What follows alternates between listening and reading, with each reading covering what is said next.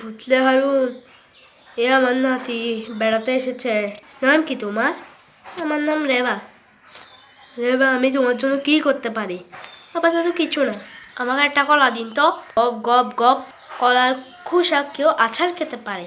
হারুন মামা, আমাকে একটা বিস্কুটের প্যাকেট দাও। কুচ কুচ কুচ, সবাই দেখি যেখানে সেখানে ময়লা ফেলছে। হারুন মামা, আপনি আমাকে একটা 2টি বক্স দিতে পারেন? কিসের বক্স? কাগজের বড় বাক্স আর একটা লেখার কলম লাগবে। হয়েছে, এখানে আর কেউ ময়লা ফেলবে না।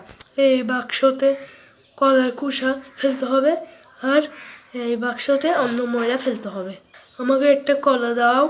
হারুন মামা, চা চা। খোসা এই বাক্সে ফেলে খুকি ওটা ময়লা ফেলার বাক্স। একটা বুদ্ধি পেয়েছি। খাও খাও, দারুণ কাজ হয়েছে। দোকানের সামনে আর নোংরা হবে না।